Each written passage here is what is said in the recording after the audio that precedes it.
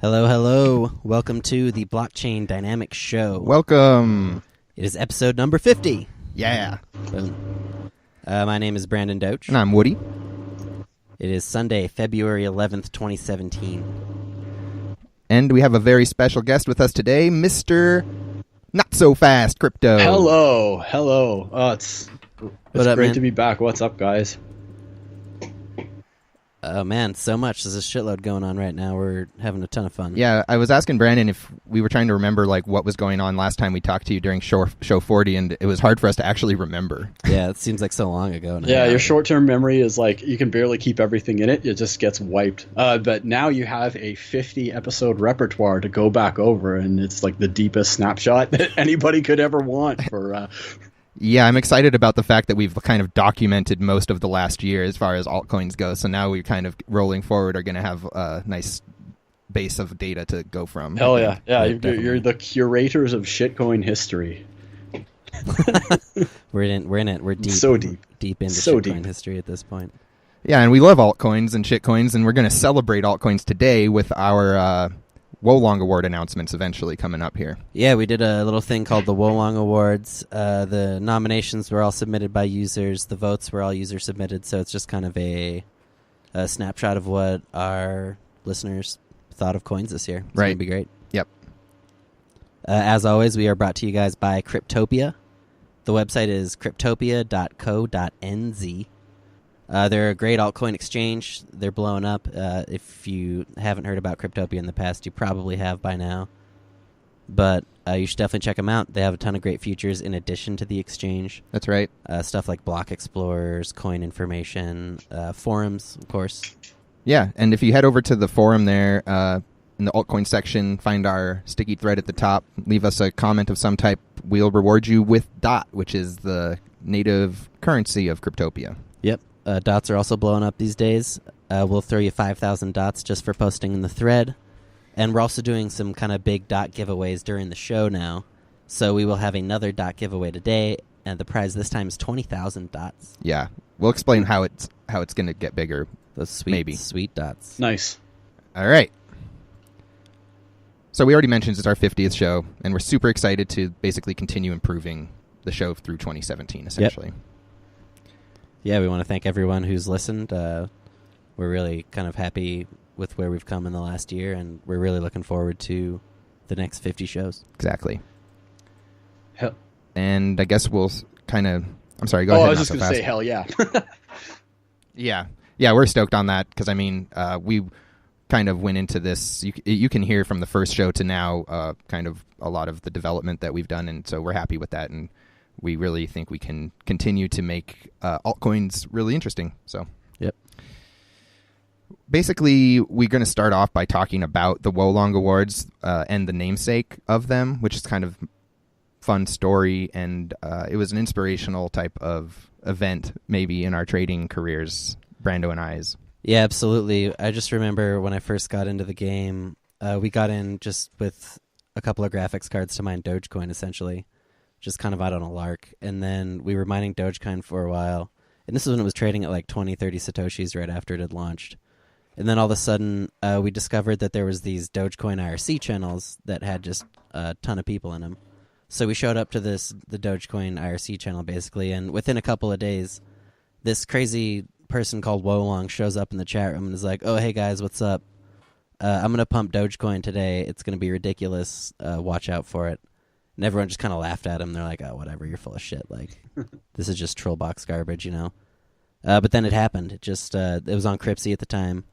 And DeusCoin went from like 30 Satoshi to over 100 overnight. And it just snowballed from there into an insane... Yeah, I just remember that being so fun. And we had obviously just gotten in, like you said, and we would message each other all the time being like, "Oh my God, it's still going up." Because we just had never seen, we'd never even traded in any type of market it was before. So unbelievable. it was very influential experience. Were you there for that first DeusCoin pump? Not I so was fast? sort of not really like talking to anybody else. I was really just like dripping myself Doge from faucets at that point. But that's what got me into it. And sort of like as the hype and everything was surrounding it, I did exactly like you guys did. I got a couple GPUs and stuck them in computers to the chagrin of my girlfriend, who called them doggy coins and still does. And definitely like jumped in IRC sort of after the aftermath when the explosion of DogeCoin was already sort of a given. And I was just one of a whole bunch of probably really annoying newbies that that was and there were a lot of good coins coming out back then too. Some of them a lot of them that have persisted today too, some of the Polonius ones and whatnot. And we were all newbies back then. It's funny to think about just how, in a way, naive the markets were and the people in the markets. Like, I can just imagine being a pump and dumper today. If you could have access to a captive market like Dogecoin had back in the day, they would just be like grinning ear to ear to have a chance at seeing that again. It was really something else. Yeah, absolutely. And I don't think anything has had that kind of, I don't know what, there's probably a better word for it, but I like to call it mind share. Like, who in their right mind goes out and buys a GPU? I'd never bought a GPU in my life. And like, once you spend right. hundreds of dollars on a piece of equipment that you don't actually use for gaming, like, you're a captive market no matter what. And so you're in whether you want to be or not. And that's it's kind of neat. That's kind of what gives it stickiness and staying power. Mm-hmm. Yep. So of course, Wolong, there was that huge Dogecoin pump that was kind of accredited to Wolong. He called it out. Nobody really knows for sure what the backstory of that was, but he built this huge cult of personality around himself following it, and then he started like this insanely huge pump group. And I think the first coin they ever pumped was Unobtainium, and I remember they like announced it on Twitter that the pump was going to be Unobtainium, and then you went to Cryptopia and the entire market book was completely bought out instantly. Just like, what the fuck is going on here? It was unbelievable to see. Yeah. But then he eventually went on to launch a coin called PandaCoin, which is kind of like his masterpiece. Yeah, and his exit pump as well. Yeah, exactly. So everybody was so amped up by this point. He created a coin called PandaCoin, and then it was just trading huge. It was like, compared to Dogecoin, it was going to be the next big altcoin. And he was doing the mind control to the point where he was saying specific numbers that the coin was going to go to within smaller and smaller time frames, essentially. Yep. And so people would, start betting based on what he was saying more and more, I would say. Yep. And then we woke up and it was one Satoshi. He dumped it and got the fuck out. Now, how much did he make off that? Because I was blind. I was in Doge World still only at that time. Yeah, it's a good question. And those, obviously the volumes weren't like they were today. So I wonder what that was actually. That is a great question. I honestly have no idea what he would have made from cashing that out in terms of Bitcoin. Back then, 100 to 200 Bitcoin volume a day was pretty impressive. Yeah. Yeah, I think Doge was generally trading like 300 to 400 when it was like really blowing up on Cryptopia. And then when MintPal came around, the big volume days were like 1,000 to 4,000. Yeah. But yeah, that's a great question. I wonder what it was actually worth, especially compared to, obviously this year already we've seen some massive market manipulation pumps and more impressive in certain ways than what we've seen in the past. But nonetheless, he's sort of a legend to me as far as the altcoin scene is concerned. And eventually he released a really weird paper that I found really interesting, which was named after himself, of course. So he called it The Game of Deception. And it's very egotistical, and it maybe is a little almost rude at certain points, I'd say. But I actually learned some interesting things from that paper regarding markets that I was naive to before, and how basically people with enough money can do whatever they want. Yeah, it's really good. I came into the... I was just going to say, like, that... I think a lot of people who were sort of into altcoins at that point read that paper regardless of whether they knew who he was or whether they won or lost money in it. If nothing else, like, ego stuff aside, it's a really, really good look at trading psychology and how it really is like beyond the numbers, and gives you a little bit of fundamental analysis of what markets are like, especially ones that are like total Wild West and not regulated or anything like that. Like, who makes the rules and who paints the numbers that you see. Yeah, exactly. And so I did a little research into the name Wolong just because it kind of fascinated me.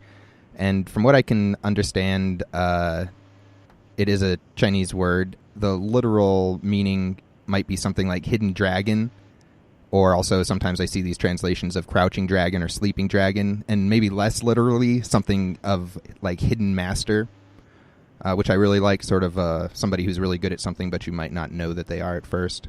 Yeah, it's really kind of a great, like, kind of fake humble description of himself, essentially. You know, saying he's kind of a secret expert, but his whole shtick was actually being right in everybody's face, actually.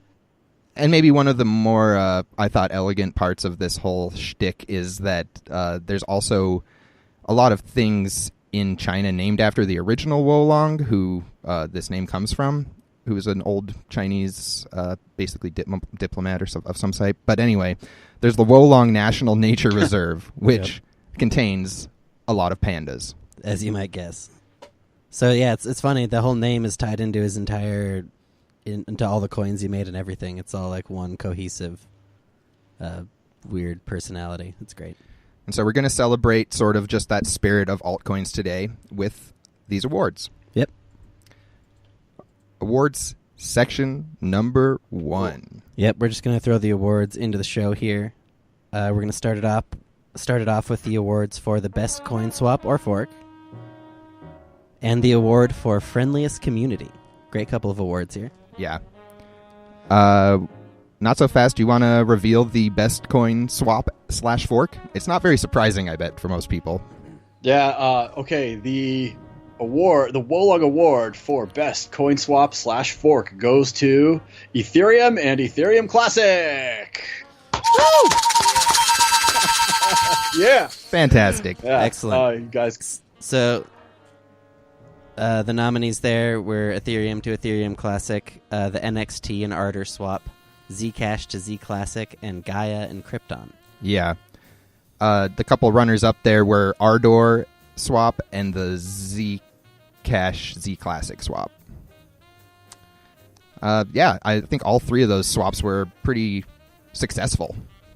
But I'm not surprised to see the largest one at the top of the list. Definitely most contentious, and I feel bad for Gaia going to Krypton because they eventually bounced right back out of what they were planning to do because they were the testing ground for attacking an Ethereum network, and they basically got beat to shit, and they just recently got completely abandoned by the developers involved.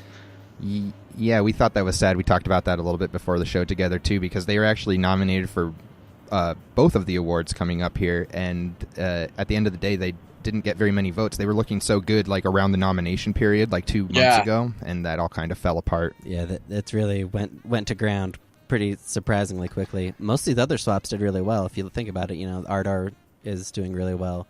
Z Classic is one that I think probably has exceeded a lot of people's expectations. So, but as always, got to give a congratulations to Ethereum Classic on this one. They pulled off one of the craziest crypto stunts potentially in history. Yeah, and we'll see later in the markets just how influential they've been too within this last 50 weeks. I can't wait to see how the ETH to ETC pair plays out over the long term. Like it's such a cool dynamic to watch. Yeah, it's incredible. I'm so happy that they added that pair too. It's just so you can see it right up front like that. So let's move on to the friendliest community. The nominees over here were Minium, Cryptopia, Magi, Krypton, Ethereum Classic, Nav, Moin, Dodge, and NLG. Okay. And the Wolong for friendliest community goes to Magi XMG. Woo!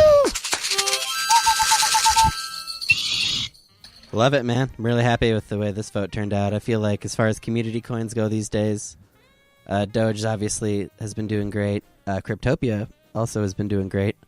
But Magi, they've been in it for the long haul, and they've just kind of always been a really accessible coin community. Yeah, they're definitely really helpful in there. People get answers, which is nice, I think.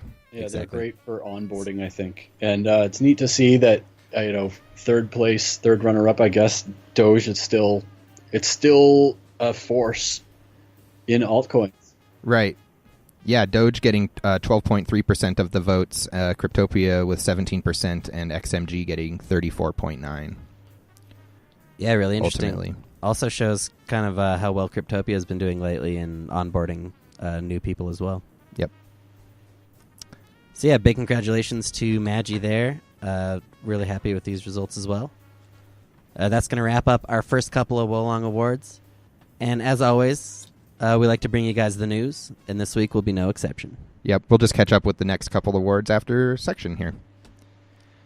First of all, it looked like we always love some good old altcoin drama, and it looked like PureVidz was putting some up with a developer breakup. It was a match made in heaven. Now it seems to have crumbled apart.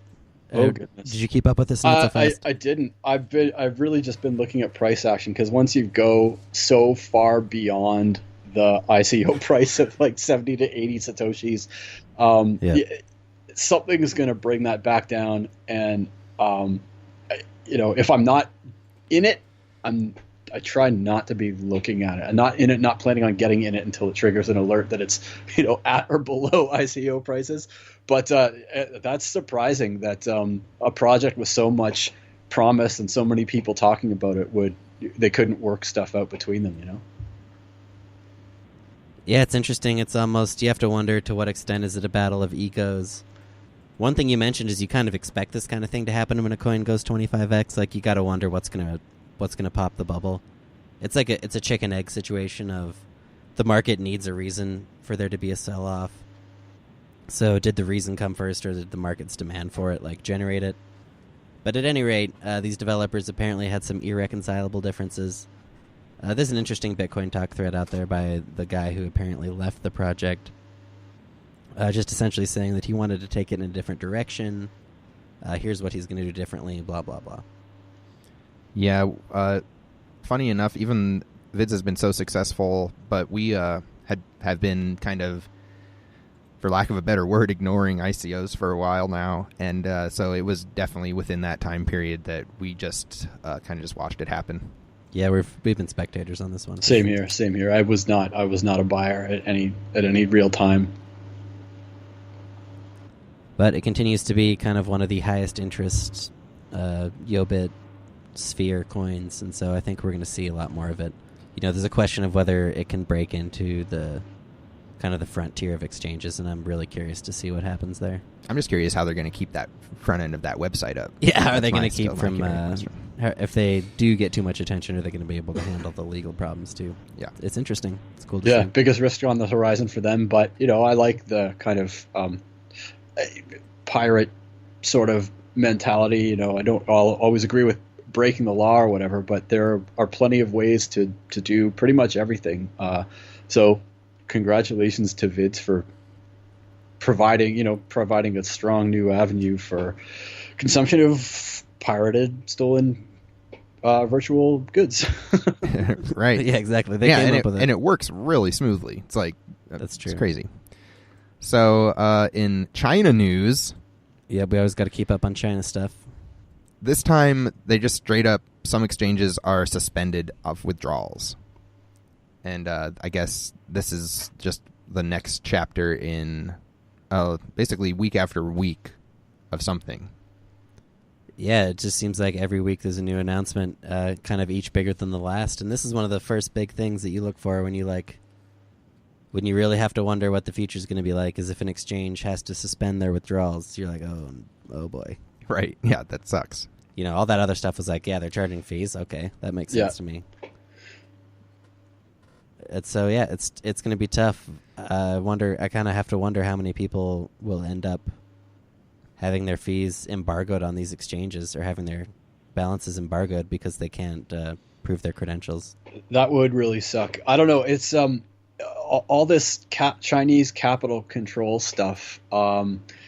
Just like it's weird. I have a neat insight into it. Just living where I do in Canada, kind of close enough to Toronto, but it's like the second place from Vancouver, and so China tries to get all of its money out into Vancouver real estate, but then the city of Vancouver put a 20% tax on them, so now they're all coming kind of to my neighborhood. So this is sort of the same type of thing, and it's an age-old battle between people trying to find ways to slip by the regulators and doing it, and then the regulators catch up a little bit, and they inspect the exchanges and freeze the withdrawals and everything. So I just can't wait until they go full on altcoin mode.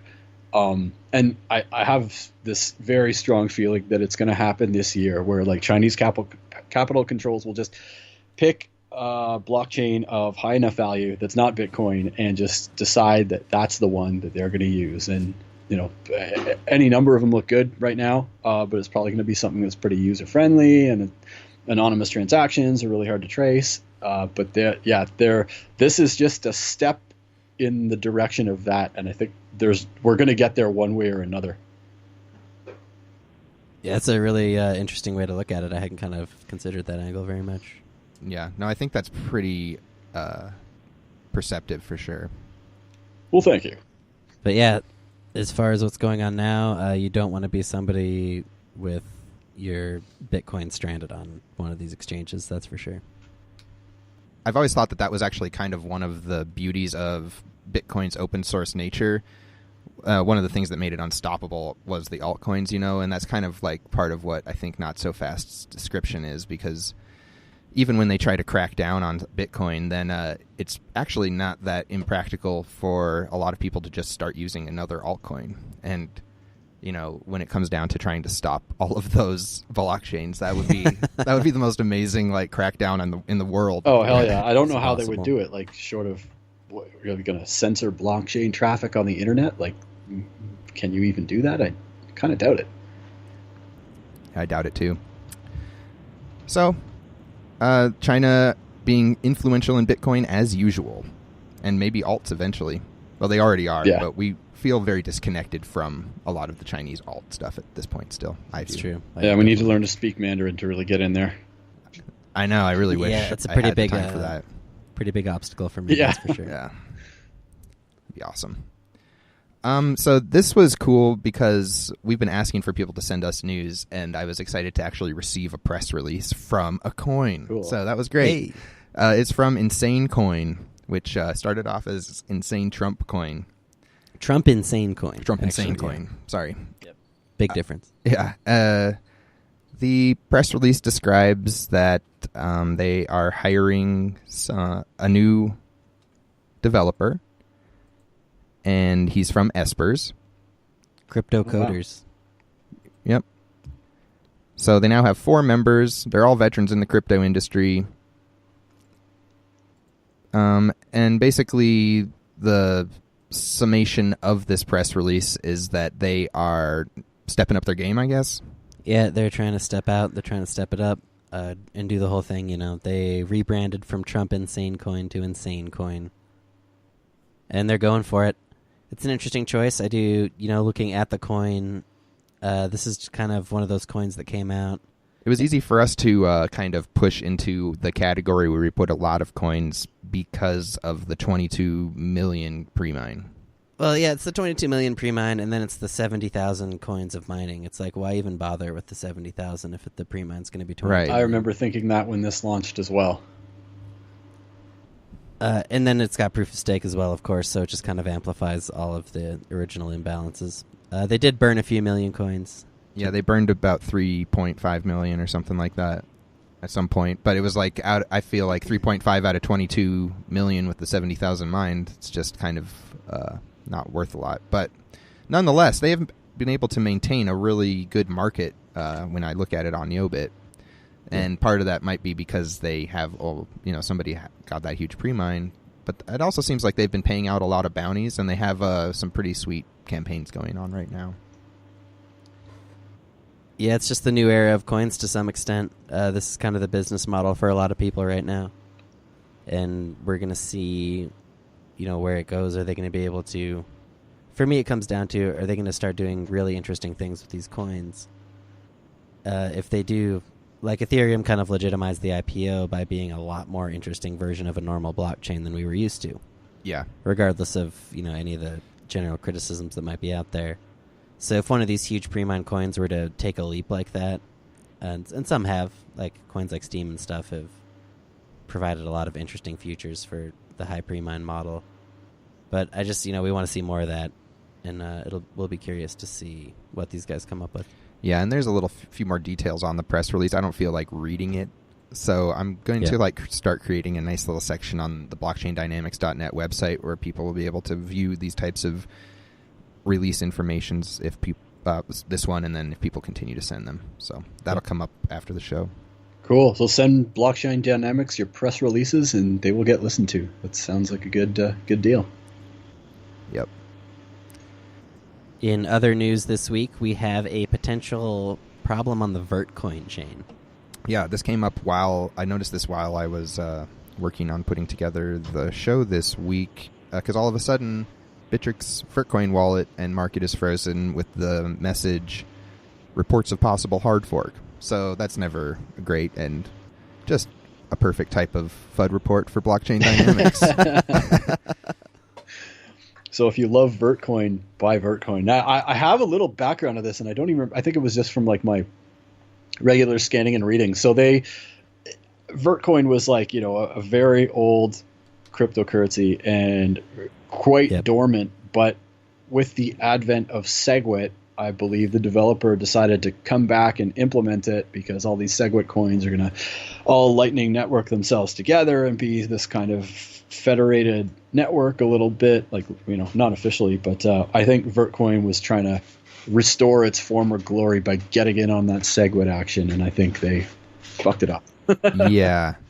Yeah, and it does. As far as like when I look through Twitter reports, it starts to seem as though the SegWit implementation is most likely, of course, what caused the rumored fork. That's interesting. If that's true, that would be the first kind of speed bump for all these new SegWit. Well, what was the other one that coins. like they did a bad push to their Git? I can't remember now. Somebody had that problem recently too. Don't remember that. So people have had trouble implementing it so far. Yeah, I think NixonCoin has done it okay, and I know Romano is working on it for Viacoin. I don't know if he finished it, but I know his pool, Gflare, it's definitely got it working and mining, so you can signal SegWit blocks with Litecoin or whatever coin is available to mine on there that has SegWit. Gotcha. Yeah. Sweet. Nice. So yeah, just a kind of a bit of an interesting report there on Vertcoin. Sometimes forks can be a great opportunity to catch dumps. Sometimes they're the first sign of doom. I don't think that'll be it. I don't think it's going to be a huge problem for Vertcoin. Something that's been you wouldn't for so think long. at this point that it would be a make it or break it type of event. Not. But nonetheless, it's happening. My favorite fork of all time. There was this coin called Clean Water Coin. Oh, I remember that. And it had a block reward of like 5 or 10 or something. There was a bug in the code somewhere that caused the block reward to randomly spike to like 180,000 or something. And so there were people that caught it just with we caught it on IPO Miner, and I think it was probably Wura that noticed it, and started mining it immediately just because the profitability calculator just went off the charts when this happened. Awesome. And yeah, so everybody was mining it. It was on a small exchange at the time, and it got dumped down to 1-2 Satoshi like you might expect. I was one of those people. I mined like millions of it when the bug was in place. Dumped it at 2 Satoshi or whatever I could get for it at the time. But then when they fixed the problem, they decided to honor all of the transactions that occurred with the bug. Oh, wow. So they kind of did the opposite of the Ethereum thing. They were just like, whatever, it is what it is. The price ended up rebounding to 100 Satoshi, and I was like, oh my god, I just threw away a 50x. Huge gain. But that happens sometimes. You can't believe, like, you think, oh, this blockchain's fucked. Like, there's no way this is going to recover from this. Or you think you got away too well or well enough. Like, you don't think it's going to be market locked with a 1 Satoshi offer, and it turns out surprising you.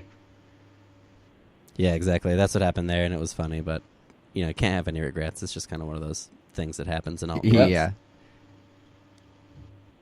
So that's kind of all we have for news this week. And just another little reminder to send us news. You can head over to blockchaindynamics.net and you'll find a link to do that. And we'd be happy to spread the news. Plus, it makes it easy on me. Wasn't that nice? Yeah, we kind of, we don't like digging too much. It's nice to have It's great the news when the news to us. comes to you. Yeah, exactly. We're also going to take just a quick look at the markets this week. Bitcoin still doing what it does. Down just a little bit this week, down 2.5%, chilling at about $1,008 of this time. Just down to 1,008. Yeah, exactly. It feels good to see that. It does feel good. Yeah. As far as Ethereum this week, it was actually totally flat versus USD, no change, which means it was up about 2.5% versus Bitcoin. Looking at total altcoins, we love tracking those kind of overall altcoin numbers from CoinMarketCap. We're down 1.43% this week in total altcoin value, sitting at 2.69 billion. We were really kind of in uncharted territory last week, approaching new all-time highs, and blew off a little steam this week. So if we are going to break those highs, we're going to have to wait at this point. Totally fine with a bit of consolidation and getting into more bags, getting them nice and heavy. Yeah, my bags are kind of exceptionally heavy at this point. Yeah, I'm sweating a little, to be honest with you. Every week heavier. Too, like, you know, Yeah, exactly. Axles on the truck are straining, and like it's just. Yeah, that's exactly it. You start to wonder, you second guess yourself. You're like, what am I thinking with this? We've enjoyed some altcoins? a few times, maybe in the last couple of weeks, people have had questions on Twitter regarding the number of altcoins that people might hold at a particular time. And it's funny because like both when Brandon and I look at those numbers, it's like, well over maybe 40, 60 altcoins at a time. Yeah, my numbers are same here actually. NixonCoin on Twitter, he actually just ran a poll earlier today saying, how many altcoins do you hold? 1 to 5, over 10, right, over 15. yeah. And yeah. The 1 to 5 category was the biggest, and then the over 20 category was second biggest, which I thought was cool. So we're not alone in our just kind of gigantic money pile of random shitcoins. It's pretty awesome. Yeah. Exactly, and I love that poll, and I'm not too surprised that it's so polarized, I guess, because you're probably either doing that or you're not. Part of it's being a miner, you just get a bunch of coins. That's true, too. That come, you just have them. There's no explanation for it. You just end up with coins. Oh yeah, right. You can't any kind of justify multi-pool mining. Like I'm sure I have coin balances at IPO Miner that I'm like, really? I have some of that? Oh yeah, okay, yeah, I remember. Yeah, exactly. When he posted that poll, I counted my coins up. I have like about 80 coins total that I can get at this point. Oh, wow. Over half of them are just like mostly dust coins and stuff. Like, doesn't really matter, but there's about 30 bags that I would, that I'm concerned about, essentially. Yeah, I think that that few number's where we all kind of top out. They got a bunch of dust bags or like long shot bags or old ones, but 30 is about the ones that have some relevance and maybe a bit of value.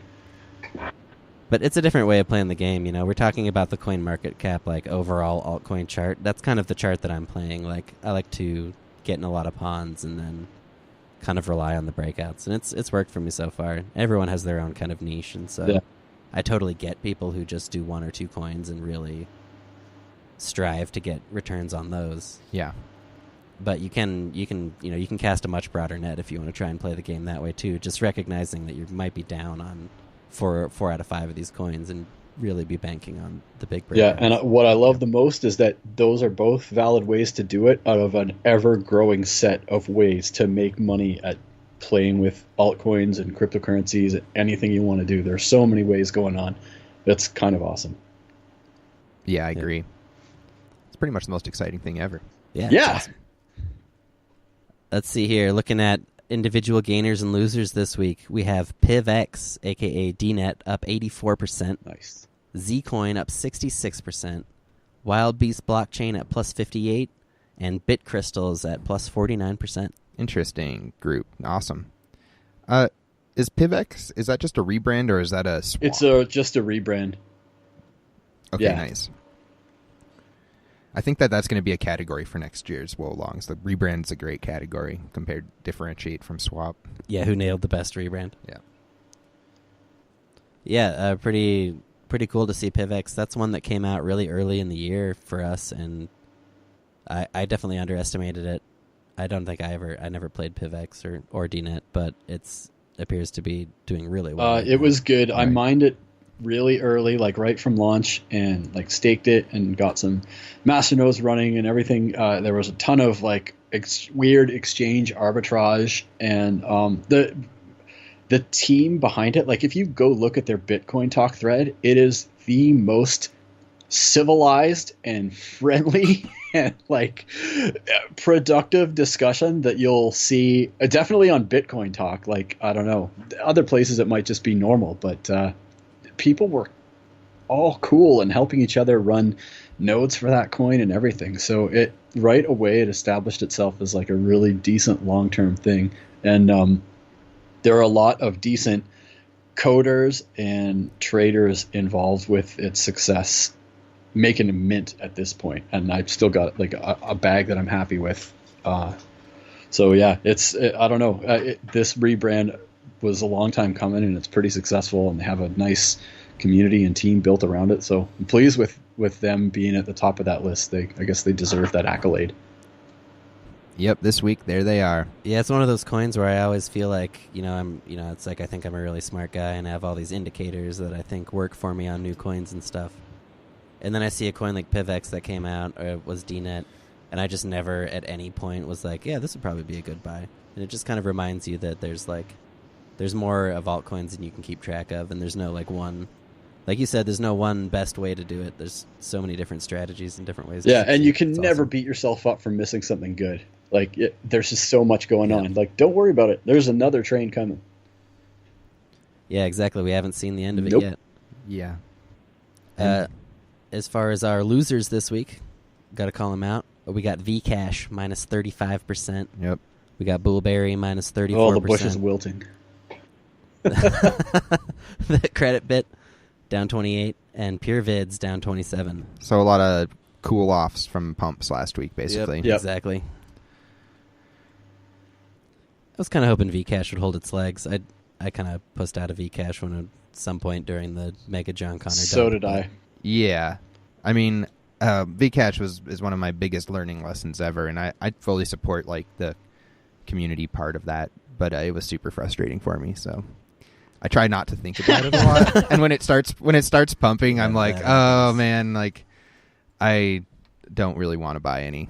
Yeah, no unfortunately. way. No way. Even though I kind of do. My heart's kind of broken over that too. I'm kind of okay to stay away right now. But good luck Yep. to them.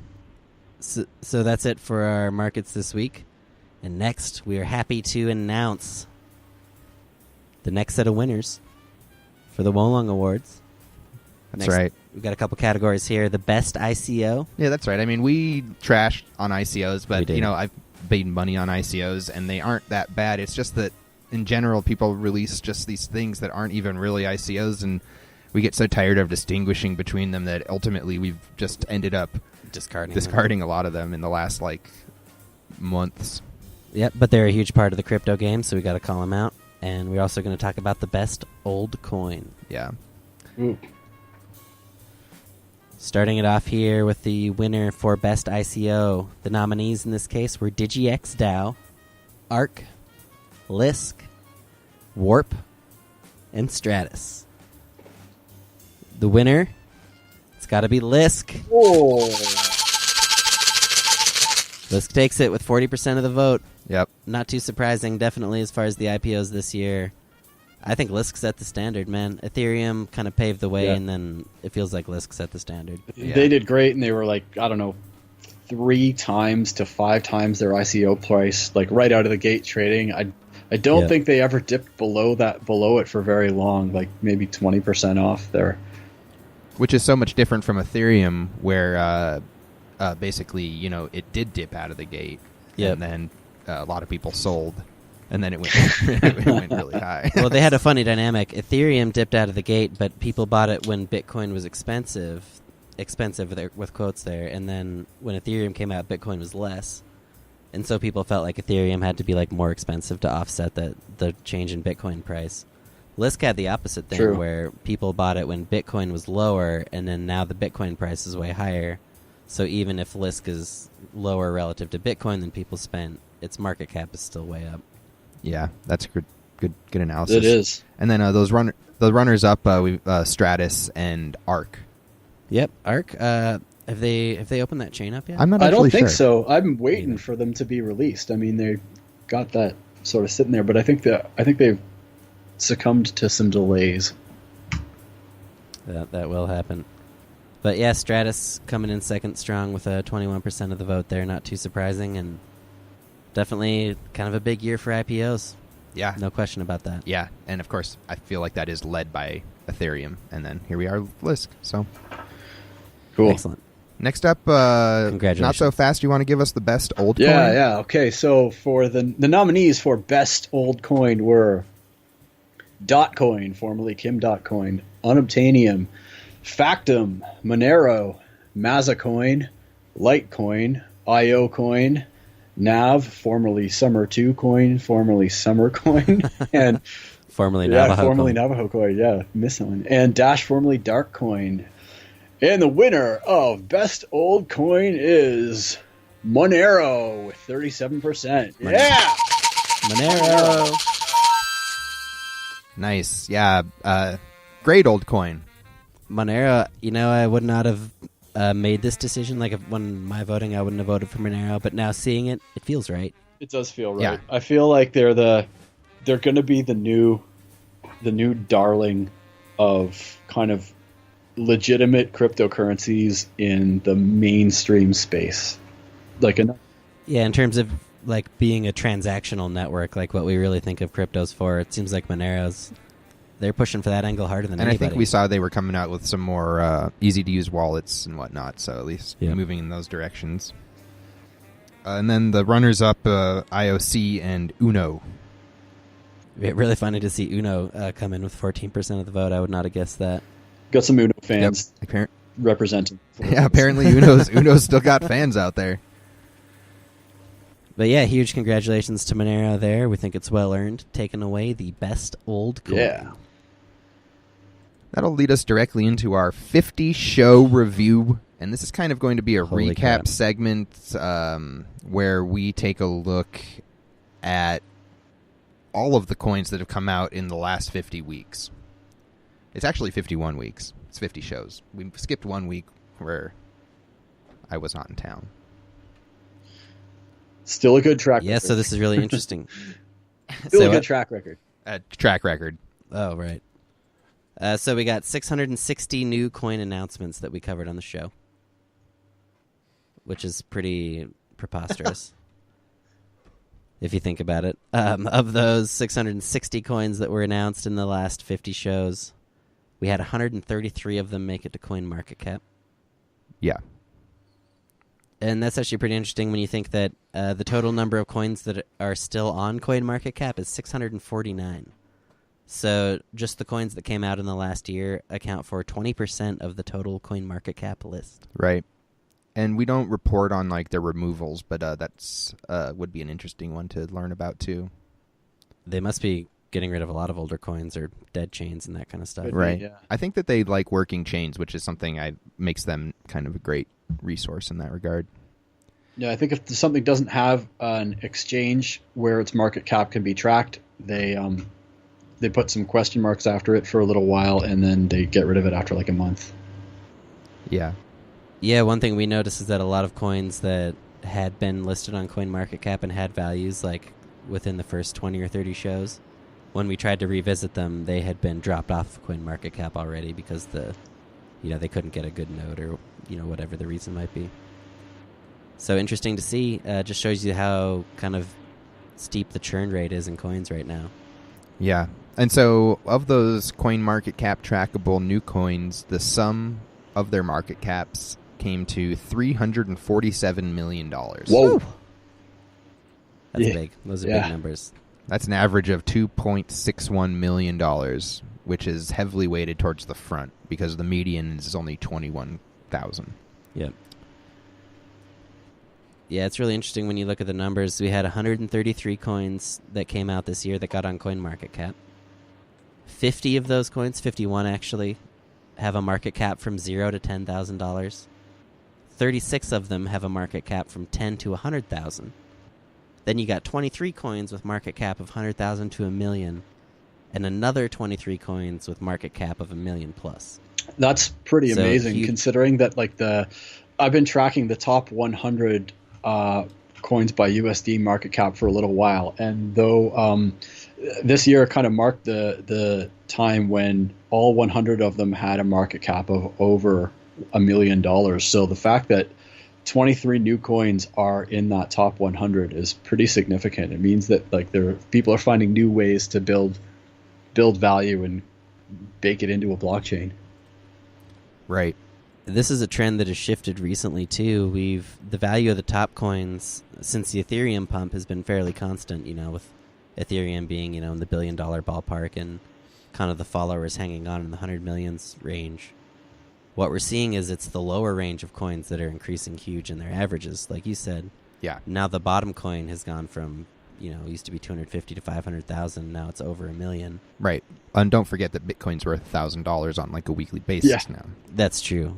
That's true. That might be the entire difference too. It's just Bitcoin's more expensive, so the entire, the rising tide floats all boats. But a lot of people would have, a lot of people like to, and the problem is that it's a generalization across coin markets, but they like to peg coins to US dollar rather than Bitcoin. And so they expect it to react accordingly. And then when it doesn't, kind of that bucks that trend. And although we see it happen all the time, it also we see a rebound. Yeah, well, kind of what we see is that altcoins split the difference with Bitcoin when Bitcoin pumps. They will usually lose ground versus Bitcoin, but they almost always will still gain ground against USD. And so you'll see, Bitcoin pumping huge this year. We're still seeing that the overall effects on altcoins are so substantial that, even the lower tier, lower ranges of altcoins are seeing much larger caps than they would have a year ago. Looking good. Looking very good. It is looking good. Looking at the top 10 coins that came out this year, number 1 is Ethereum Classic, got 109 million market cap. Number 2 is Economy, believe it or not, with 38 million. Number 3 is Steam, sitting at 34 million. Then we have Waves at 24 million. Golem at 20.8 million. NXT 2.0 / Ardor coming in with about 20 million. DigiX DAO at 18 million. Lisk at 15.5 million. And Komodo with 10.95 million. Actually, one more. Stratus coming in at number 10. Yep. 8.1 million.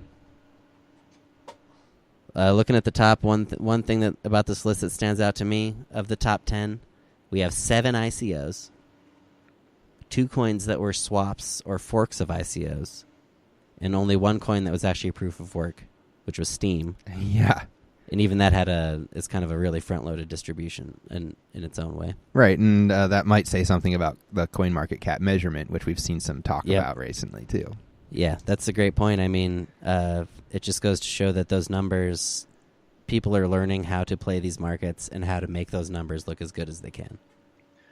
That's interesting because these are big numbers from what we're used to looking at. But as far as like a market to kind of manipulate and make it look good, I mean, if you control a lot of supply of something, or you can create your own initial starting pegged price point via ICO, then you can essentially value your own project as one of the top things in the space. And that obviously has value because that's what we're talking about and that's what we're looking at the top of these lists. So it's definitely valuable. Right. Yeah.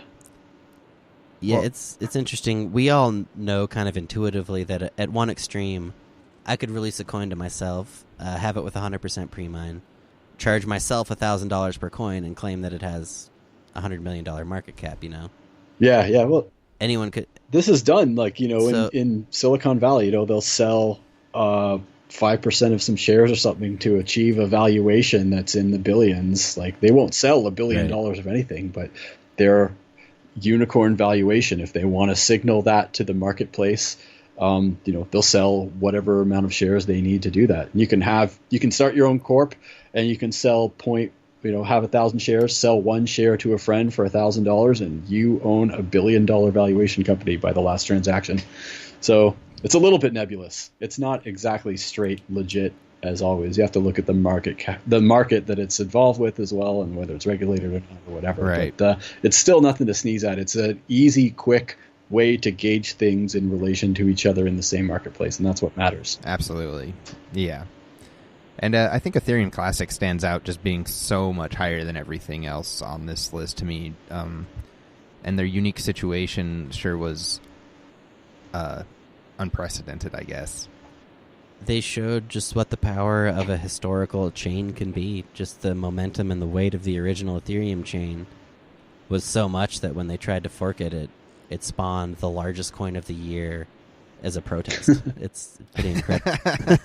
Yeah, it's pretty incredible to think about in that way. Yep. But yeah, and a lot of us got free Ethereum Classic. That was like a really fun day. It was a great day. I agree. So yeah, that's kind of interesting to see all these ICOs at the top of the charts. Not all too surprising, though. So we also took a look at kind of what the biggest, good old-fashioned, no pre-mine, proof-of-work, old-school coins were. Our bread, our butter. The bread and butter, baby. What we came up with, the number one old-fashioned no pre-mine coin of the year. It was Pascal. It was Pask. Yep. Followed by Zcoin. Yep. And then Dubai. Yeah, Dubai coin. Which is 3. still doing really good. And you think about it, that was a really good miners coin for anybody who had the balls to hold that thing on Yobit. Yeah. Absolutely. So yeah, really cool. Pascal had a 2.4 million market cap, Zcoin with 2.1 million, and Dubai coin at 827,000. So it shows that you can still achieve huge valuations in altcoins without doing the IPO kind of deal, I still think it's a better way. I don't understand why the IPO is even appealing to people still. I just don't get it. It's true. The few IPOs, ICOs I've actually participated in successfully, like I've felt like I got lucky, which isn't really the way that I like to trade necessarily. And there's one that we didn't include on that list, which is Zcash at 20 million. And that it's a little bit different in terms of it's not a traditional no pre-mine coin, but it, I'm kind of, as we see these markets evolve and we see so many high pre-mine coins, I'm kind of more and more okay with the founder's reward model that Zcash is putting forward. The one thing I like about that model is that they at least have an incentive for the chain to continue producing blocks. Yeah, exactly. Yeah, no, I agree with that. And they get so much flack for doing it the way that they did, but they're also the first ones to do it the way that they did with such a high profile. So anytime somebody harps on the founder's reward, I'm just like, you know what? Just let them roll with it for a while, and it's really hard to make a call. At worst, it's an experiment. People, they would love to call it a scam or whatever, but honestly, if you bought into that thinking it's a scam and you're disappointed, then I just sort of feel bad for you. Yeah, exactly. So yeah, despite it being kind of a ridiculous year for altcoins as far as new coins, with some crazy new trends just as far as huge pre-mines and that kind of stuff, we're still seeing a huge presence for new coins in CoinMarketCap. If you look at overall altcoin market caps for the last year, they're up from 1.14 billion to 2.7 billion. Dang. That is growth, man. Like the whole altcoin industry deserves an applause for that one. That's 135% increase. Yeah. Pretty awesome. Very cool.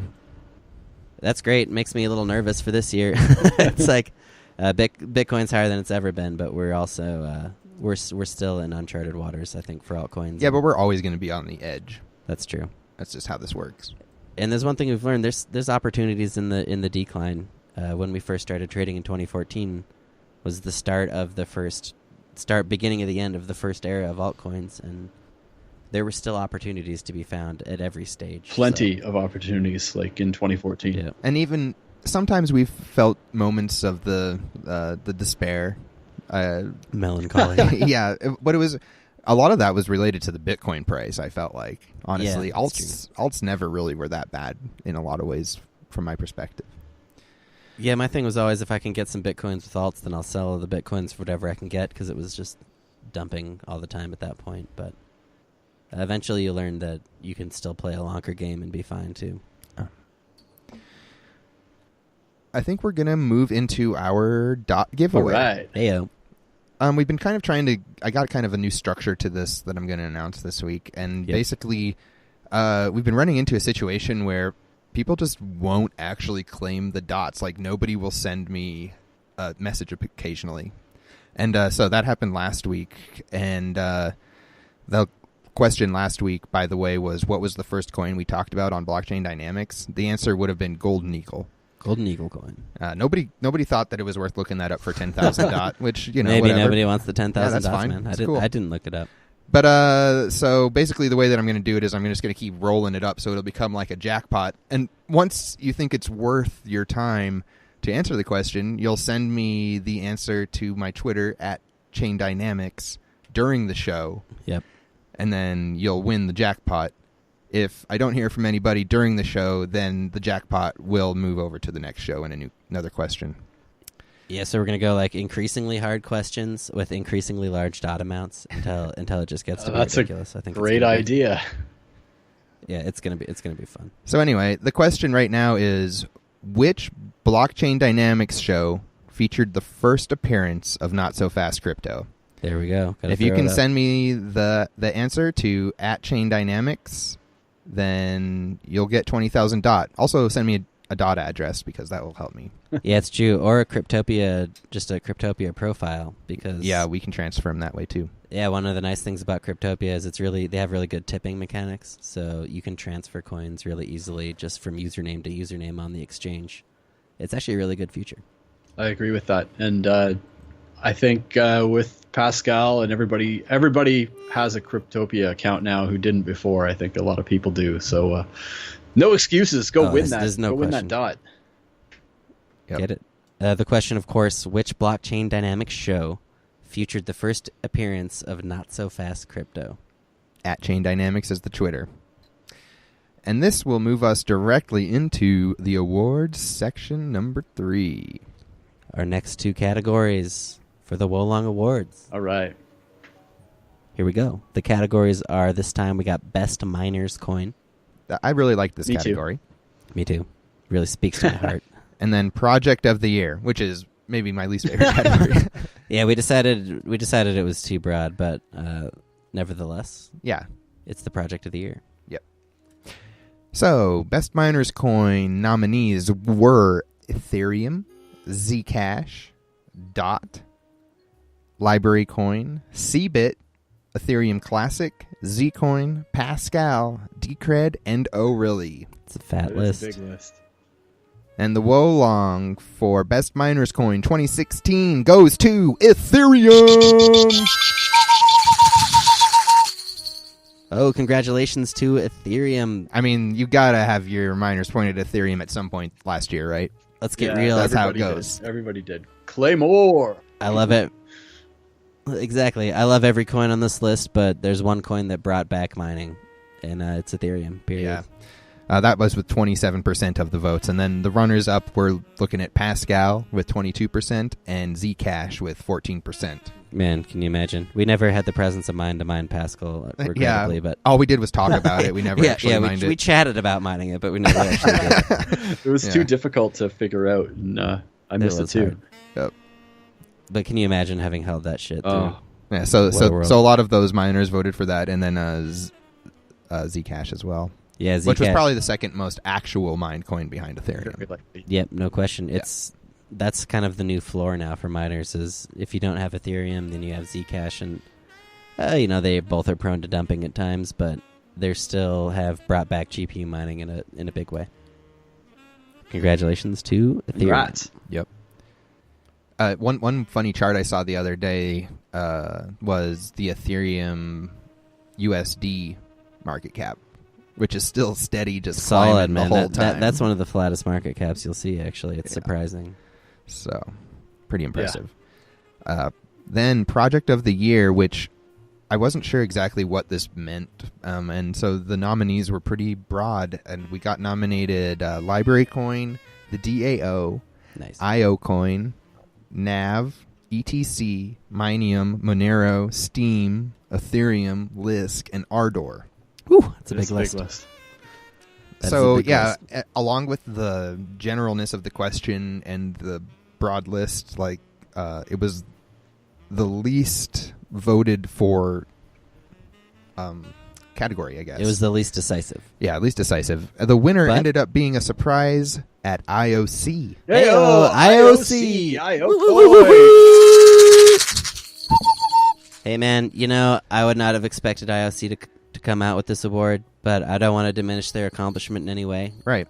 You think about it, these guys, they've been out there for longer than just about anybody, working as hard as anybody in the coin game Yeah. to produce a product that they can sell to people. And so I got to give a big congratulations to IOC for taking this one home. Absolutely, yeah. Sure From the taste of Miami on a blockchain is what you get with IOC. Yeah. I exactly. remember This is- that block talk with Joel Bosch. That guy's just such a cool dude, and he's got that hip hop video on YouTube and everything. Like the guy is like he's so Miami to me, and We have not really seen that is. hip hop video, I don't think, but we'll have to check that out. You know, here's the thing for me on IOC. We're talking about the Wolongs, right? It's like you get into this market and you kind of have this vision of what you thought markets were like before you ever traded altcoins. That was a crazy market for you, Brandon. Yeah, it was a huge market for me because it was like after Wolong showed up, and then it was like I thought I knew everything. I was like, okay, I get it. There's whales out there. I get it. You know.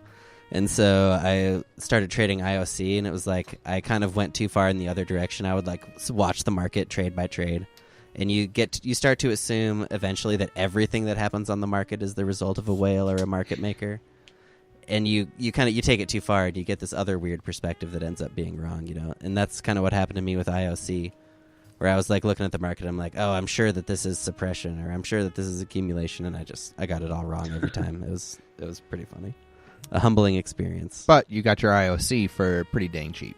Yeah, I got a bunch of IOC and I held that shit for so Wow. long, and it ended up being fine. So, yeah, I got love for IOC, no question about that. And then the runners up. Oh, IOC had 18% of that vote, which Yep. isn't very much, right? But then the runners up were close too. LibraryCoin got 16%, and XMR got 14% for Project of the Year. A win is a win. Yeah, win is a win. They took So it home. close, but better luck next year. Yeah, exactly. That might be the one where I need to figure out like how to define it more, because there's something I'm looking for with exactly. Project of the Year, but I'm not exactly sure. Exactly. What it You is. want it to be epic, but it's hard to even define what that is. Yeah, a lot of old coins in that list. So anyway, and some new ones. But congratulations, IOC. cool. So let's check out some new coins this week. Here we go. New coins this week. We always got to cover those new coins. Hell yeah. This week was no exception. A ton of posts this week. No surprise.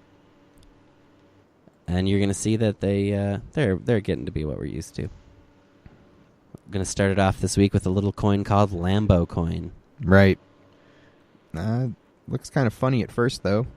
Yeah, everybody wants that Lambo, you know. Apparently, I don't know why cryptocurrency people are obsessed with Lamborghinis. I don't think that would be my first choice. It's just a joke to say X number of this is Lambos in your garage. Yeah, exactly. The That's point true. is that nobody would really need one.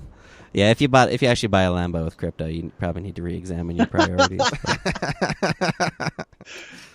At any rate, this coin is out there. This guy does not need to re-examine his priorities because he's going straight for that 33% pre-mine.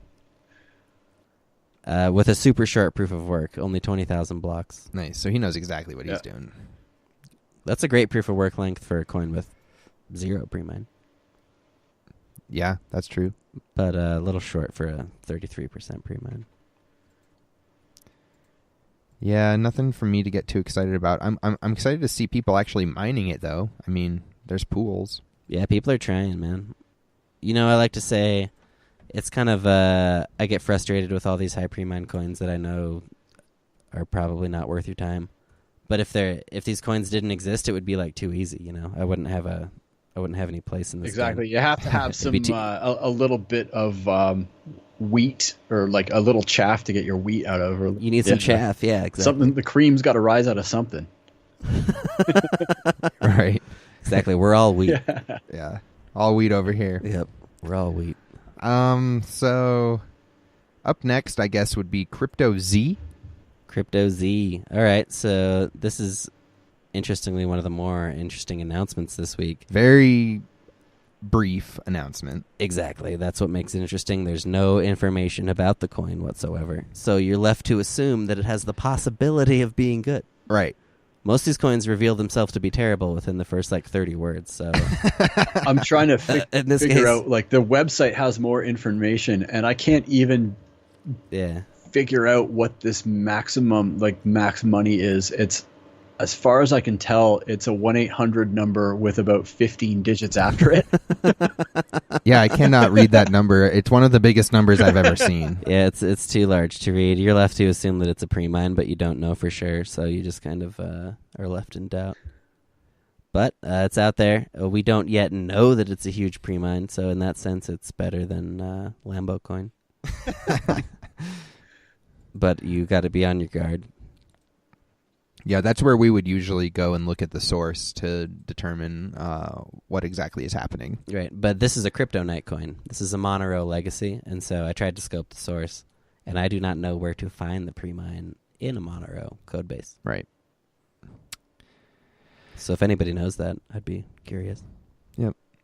It's really easy on a normal coin. You just search for subsidy in the main CPP file. Anyway, that's CryptoZ coin. Then there was NixonCoin. Now this is a top shelf coin, not because the coin itself is any good, but because it reminded me of the classic shitcoin Tricky Dick Fun Bills. That was a fantastic one. In fact, I am reminded of it every time I look at my balances page on Yobit, because there's a deposit of TDFB on there from May of 2015 that's still stuck. Jeez, and Louise. I've sent tickets, right? But the blockchain lived and died in 18 months ago. So it's just an eternal reminder that Tricky Dick Fun Bills was a thing, and it wasn't bad. But yeah, I don't know if this coin. No, that was a pretty good one actually. that was a funny coin. They did it. They went there. And so NixonCoin, of course, kind of grasping onto the political person coin trend. Yeah, as far as the coin itself, it's just a high pre-mine X11, so nothing that we're going to be surprised to see. 4.6 billion total coins, Yeah, it's one of those ones where the pre-mine is high enough that you know that they're going to be happy with 1 Satoshi per coin, so that's what they're going to go for. Yeah. Anyway. The next one was LePen Coin. Yeah, alrighty, so this is more on the nose of the political figure coins. This one's just based off a French nationalist politician, I guess. Yep. Roadmap. But it has a 1 billion. Oh my god, I just have to yell this roadmap. Point 1, get Marine Le Pen to acknowledge LePen Coin. I don't. Is he kind of a hothead? She really? See, I don't know what I'm talking about as far as politics French go. politics you can be excused from knowing, right? But it's just that she's she's, if you have polarized opinions of American politics, boy, are you going to love Marine Le Pen, because she's even crazier. Nice. Yeah, she's like a French nationalist. And so now she's got her own coin, and hopefully she'll acknowledge it. I don't know why Kanye West was so easy to get to. Why doesn't somebody just make another Kanye coin? Yeah, just keep going back to the well. Just keep trolling him, yeah. I mean, all he's going to do is just make him threaten the suit and then just drop it again. It's great. Yeah, ever since Kanye, crypto coins have tried again and again to try to get some celebrity to sue them. Nobody cares. They've failed. They've copied Disney properties. They've copied Coca-Cola, Pepsi. Yep, just about every. That big was brand all you can one imagine. person though doing a quote-unquote art project. That's and true. she doesn't bear anyone's attention really for what she was trying. And they didn't really ever get traded either beyond the I think the NXT exchange that they were on or whatever. Right, yeah. But nonetheless, with these kinds of coins, I think if they could catch the attention of the people that they're named after, then that would definitely be funny. Oh, in case you're wondering, it's got 1 billion pre-mine, so... Of course it does. Yeah, why not? Why not 1 billion? Just fucking go for it. And so then there was Americoin. Heyo. This is the same deal, just another kind of... I think it's script clone, 20% pre-mine. Just another one in the bunch. Seems like maybe this would have been better to hold off for until July. This actually looks like a 4th of July coin to me. Yeah, that's a good point if you're going to go for your America coins. Yep. But, yep, that's Americoin. Next up on the list, we have a coin called Sannacoin. Sannacoin. So this is funny because you look at it and you're like, oh, this is a kind of a cool post. Whatever, I'm into it. I'm all about it. And then you look a little bit later and somebody points in the thread, oh, it's you. it was not so fast. he posts in the thread, he's like, this is an exact copy of the Litecoin original announcement. It was late down That's in the incredible. thread, but I think I wasn't the first person to realize, because Loops was first post after the original poster, and he says, I want to launch a coin too. Is it okay if I use this thread? So he knew exactly. He's just funnier than I am, so he played it cool. He put it succinctly. Right. That is hilarious. Yeah, this person posted an exact copy of the Litecoin thread. I wonder if the coin is a copy of just Litecoin, or if it even exists. I don't know. I don't want to bother clicking over to the source. It is cool to see all the sort of foregoers to Litecoin that were referenced in the old Litecoin OP, like Xcoin, Ezira. Tenna IX bricks, coin. fair bricks. Like, we don't have any bricks coins anymore. That's like a 2011 thing. Right. Yeah, they didn't last. So after that, we saw Centurion. Centurion also launched this week. Another 20% pre-mine there. We had Luminosity, which is the same story, just another high pre-mine script. Then we also had a coin called BitGrow. So this coin is interesting because it doesn't have a pre-mine, right? You're thinking that's pretty good. I'm happy about that. No All right. pre-mine. Maybe we're onto something. I'm getting my miner fired up. Yep, you're excited, and then you're like, oh, it doesn't have a developer either. Just a small kink in the road. Somebody released a Linux wallet and was like, all right, this is it. This is all I got. If you want to finish the coin, go ahead. Weird. Yeah. So that's out there. If somebody wants to make a coin out of it. Is that like the name BitGrow? Like, I'm just going to give like the seed. Yeah. Let you grow it. I'm going to make a really basic fork. It's a fork of PureCoin, I guess. There was a coin called Evolvecoin that I thought that I mined with my GPU at one point that was way too easy to mine. And then, of course, never even got exchanged. But it reminds me of this a little bit. So it's funny. It's a fork of PureCoin, just a straight up clone. And then the first post in the thread is some guy who's like, okay, this is fine. Do you have any new graphics or something? Are you asking us to compile the wallet, or do you have the graphics? And the guy's like, no, you do it. You take care of it. I'm just going to leave it as a copy of PureCoin. That's Here you decentralized. go, coin. Yeah. That's very decentralized. So, but still, it's got no pre-mine, so it's actually competitive with everything else this week. Right, because then it's up to the miners. Yep. Anyway. On the relaunch, re-an, pre-an, or other category, we had Nth Coin. Nth Coin. This is kind of a nice sounding write-up for a coin. I don't know. Well, that usually means that we'll never see it again, but this is a pre-announcement for a coin. This guy is the founder of Botcoin Inc. And there's a lot of words here. Yeah, I mean, a lot of the times we are just waiting for blockchain information, basically. And there's not a lot of that here. Yep, not much to see. Yeah, he's got like, which led us please over... ask me anything and I'll try to answer any questions, but like, there's just no definitive... When there's nothing definitive about a project, just like, an executive summary about the things that you have done and then the things that you like, they're pretty nebulous. I mean, it's hard to really say. Yeah, how about start by telling us about the coin that you're talking about, that you want to create? We're less interested in anything that isn't an actual functioning blockchain. So once it gets close to being to that point is when we try to start to notice stuff. Yeah. Here's a sentence of what describes this and perfectly. I just want to read, like, I'm apparently the first guy to figure out that Satoshi's magic number is prime. And we're friends now. Like, okay, so you have like this probably Dunning-Krugerist delusion of grandeur here in your 5-paragraph coin announcement, Richard Anthony Hein.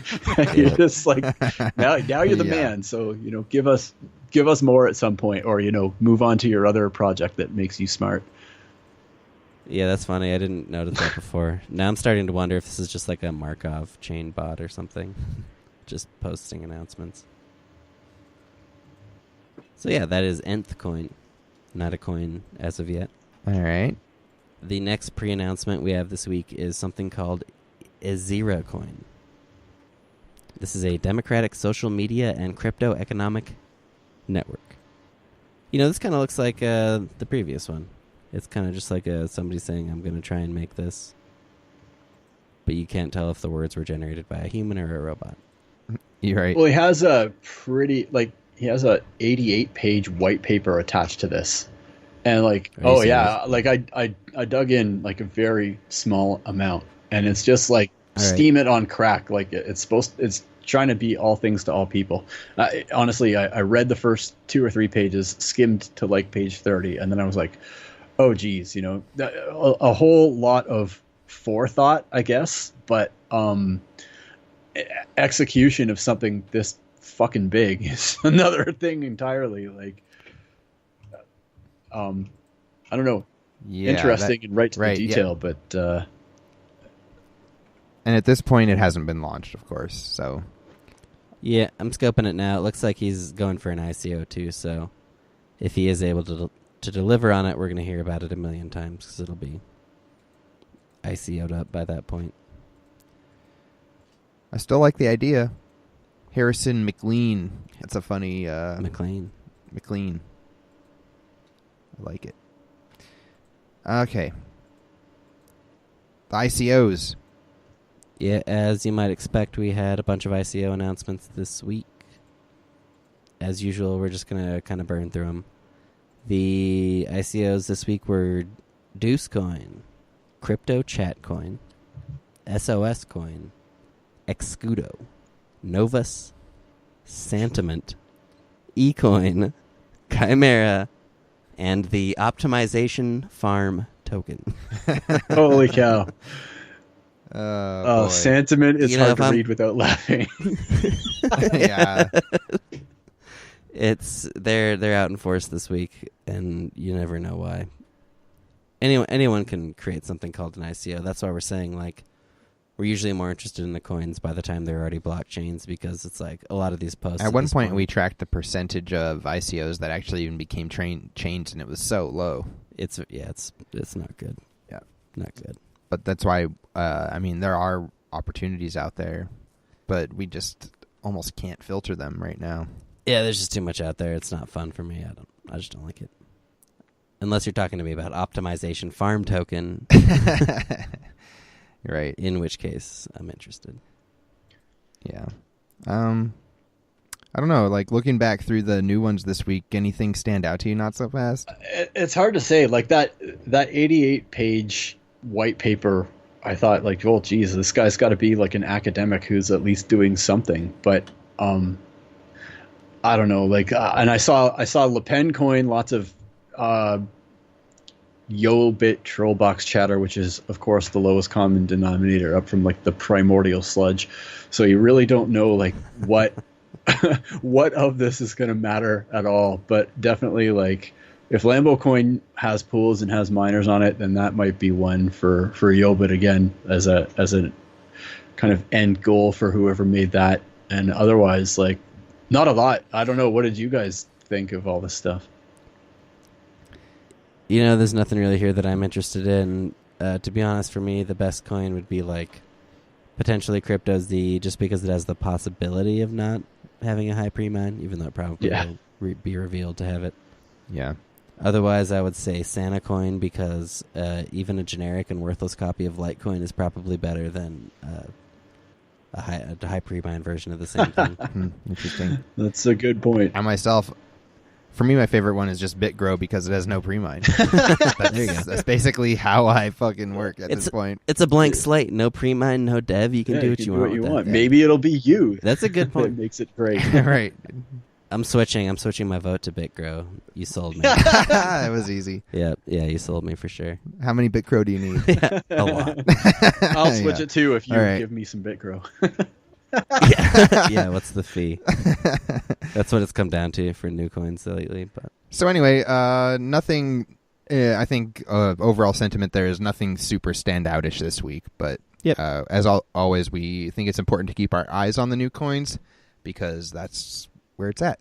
yeah, man, every coin started out as a new coin, Bitcoin talk announcement at some point. So let's move into our fourth award section here. Oh, wonderful. Wolong Awards. Long awards. Section number 4. I want to thank everybody for listening, for tuning in. Yeah, definitely. We are going to be announcing the winners now for Most Memorable Dump. Yeah, this was kind of, I thought, a funny category. Great but category. My favorite category. All coins get dumps. You gotta, the price has to go down. They can't always go up. You look at altcoins.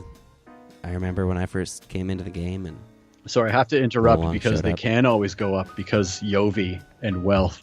Oh, I forgot. I totally forgot that they can always go up. But you know what? Yovi didn't. always go Yeah, up. it had that They reset the market. Brandon loves to point that out. Yeah, that's because I sold. That's because I sold all my Yovi when they reset it, and then it was not good. So yeah, we have the most memorable dump category. And then the most memorable pump to even that out. Yep. The nominees for the most memorable dump of the year. We have Vcash, Library, Zcash, Ethereum, Vox, and Steam. I love this list, man. These are just, some of the greatest moments in crypto. You can see that people people really remember those slow dumps. Yeah, the torturous ones. The painful torturous ones. dumps. But there's some stacked ones in here too, man. Vcash, that thing crashed overnight. Oh yeah, that's true. I totally. But and a lot of the slow dumps So are did F. just like the long-term price discovery of a dev team slowly distributing their coins in a way that's not really known by a proof of work algorithm or staking or anything like that. So you can't really you can call them dumps because there is a price that goes down, but they're a different kind of dump. They're a long or aggravating dump. 3 of the nominees are from this year. Yep, that's true. So, but as we'll see, the winner for the most memorable dump of the year, it goes to, and it makes perfect sense, Zcash. Oh! Not surprising. To be honest, like you said, it's predictable in a way. It just makes sense when you think about like the kind of the supply constriction that happened when it was launched. It also came out at a climate when traders were used to ICO coins where the whole supply gets out right at once.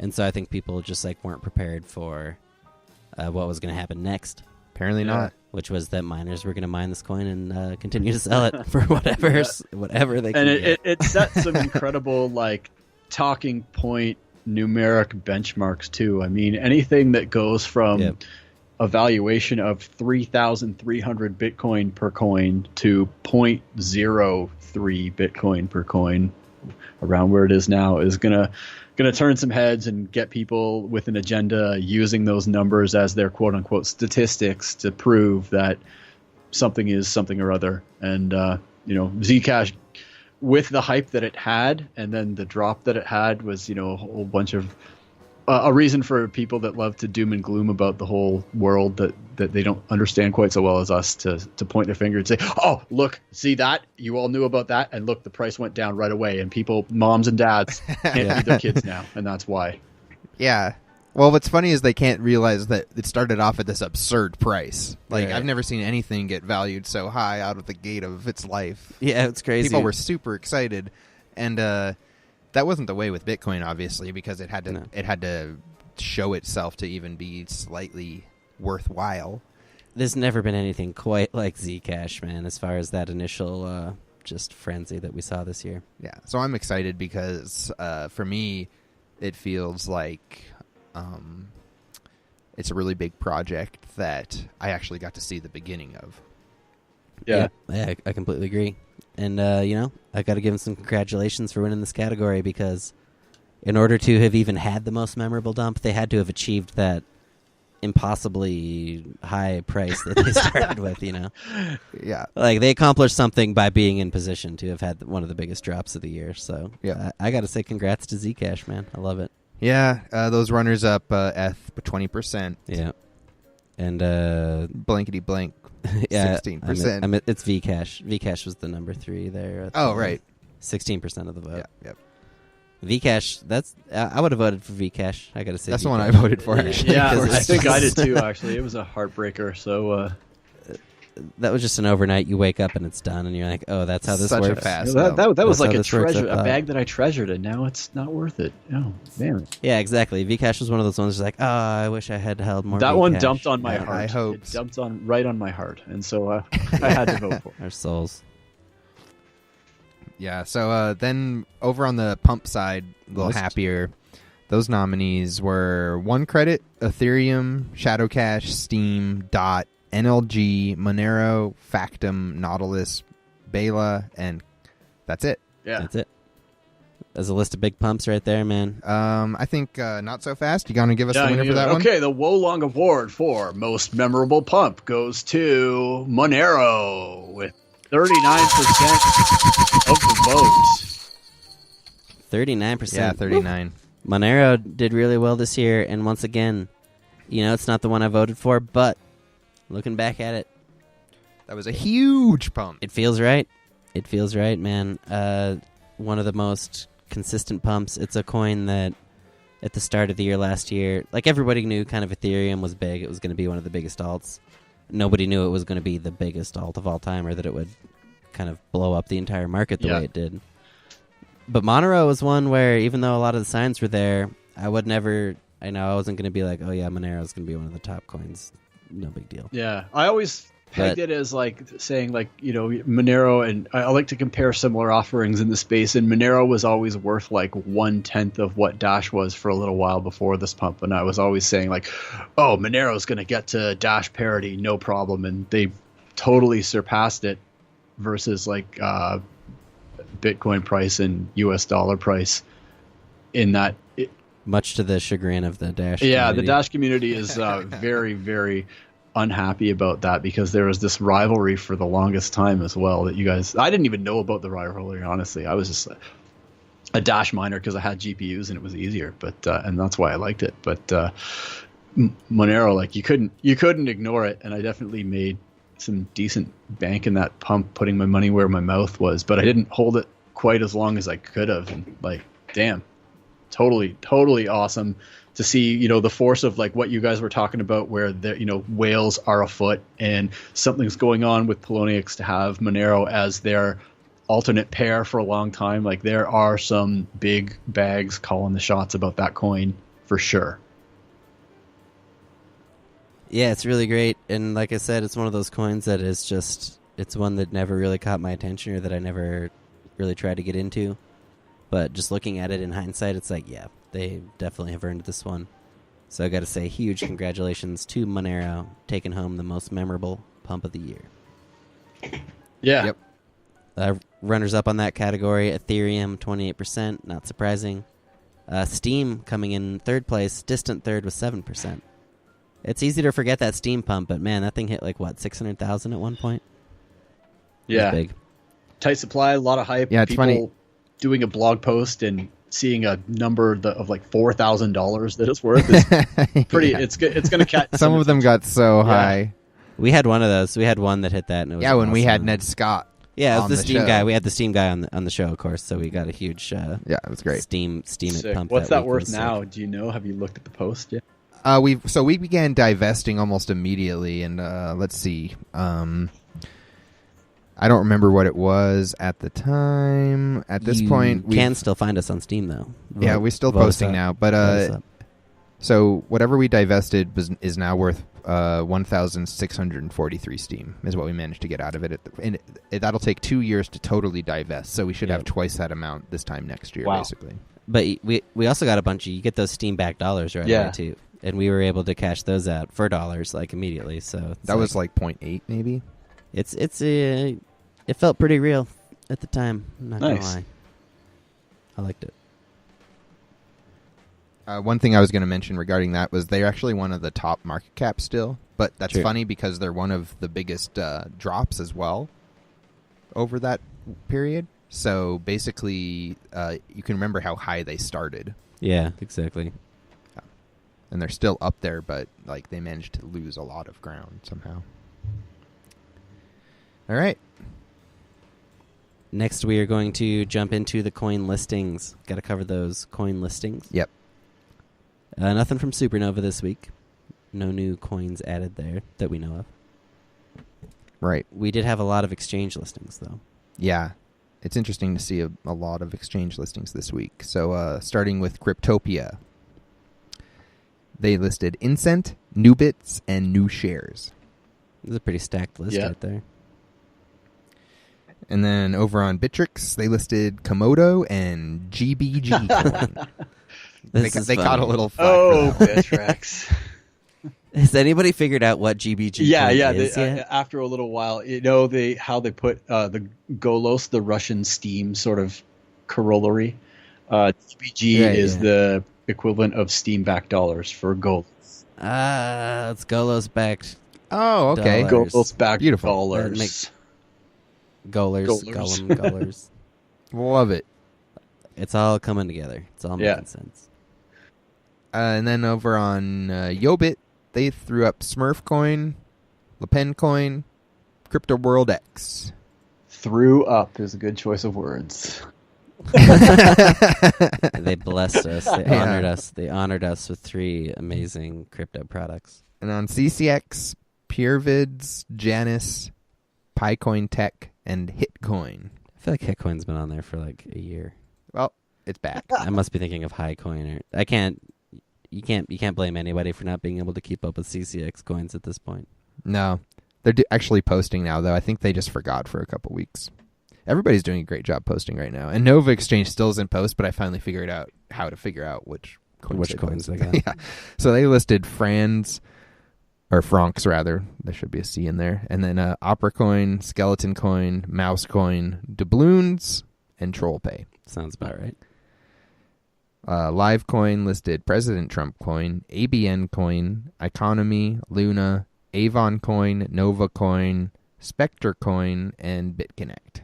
Right on. Over on coinexchange.io, you'll find BitConnect Coin, Virtual Coin, Hollyweed, and Yovi. Oh, Yovi Nice. breaking out onto another exchange. Yep.